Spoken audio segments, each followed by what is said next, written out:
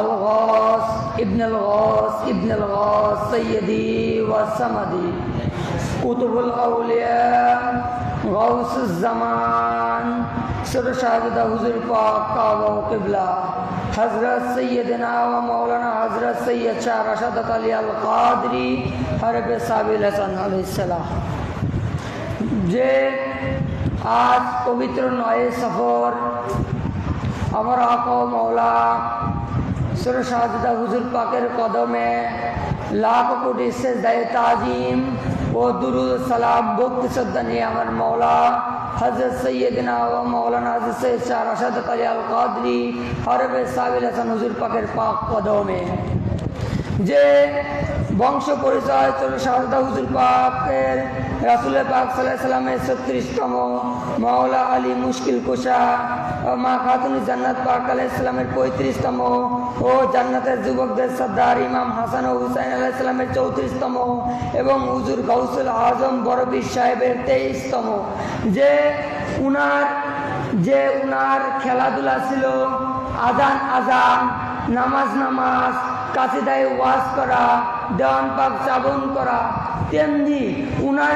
উনি মাদার জাতের ওলি ছিলেন তিনি স্বয়ং রাসূলুল্লাহ সাল্লাল্লাহু আলাইহি সাল্লামের আওলাদ পাক ছিলেন যে কেননা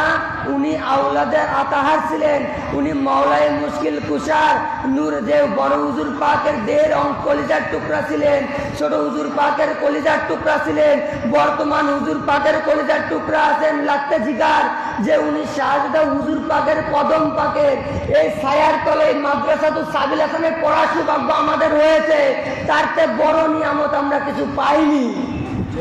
যে কেননা যে উনার জমিনে ওই শাহজাদা হুজুর পাকের কদম পাকের দৌলতদিয়ার জমিনে মানে উনার নাম পাকের মাদ্রাসা আছে কেননা ছোট সাবিল হাসান হুজুর পাক দুলাভাই জানকে স্বপ্ন দেখিয়েছিলেন যে বাবু যখন ক্লাস শুরু হওয়ার আগে হুজুর পাক মাদ্রাসায় ঢোকে আবার ক্লাস শেষ সবাই চলে যান হুজুর পাক আবার বাগদাদে চলে যান যে হুজুর পাক যে উনি যখন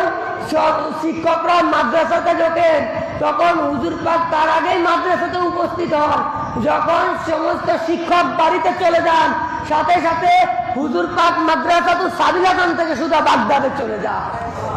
যে হুজুর পাকও আমাদের ক্লাস নেন হুজুর পাকও আমাদের পড়াশোনা করান যে ভাই আজ আমরা এখানে কথা বলতেছি একটা কথা শুনতেছি বা বলতেছি সেটা কিভাবে যদি হুজুর সাবিল হাসান হুজুর পাকের নিয়ামত না থাকতো যদি সাবিল হাসানের হুজুর পাকের দোয়া না থাকতো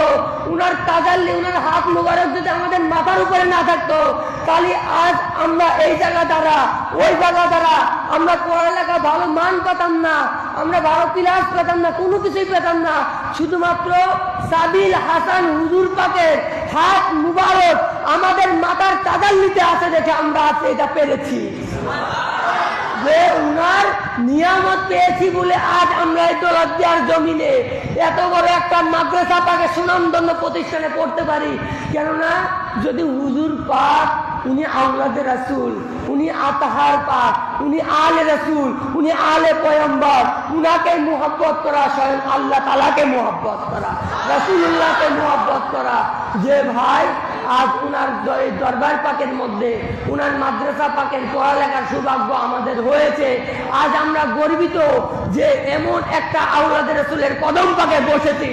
এমন একটা আওলাদে রাসূলের কদম পাকে জুটেছি যে মাওলা আপনি আমাদের সবাইকে আপনার এই ওরস পাকে সকলকে কবুলার মঞ্জুর করে নিন মাওলা আমাদের সবাইকে ভালো দিন এবং আলেম এবং ভালো রেজাল্ট করার তৌফিক দান করে দিন আমাদের মেধাবী খুলে দিন মাওলা।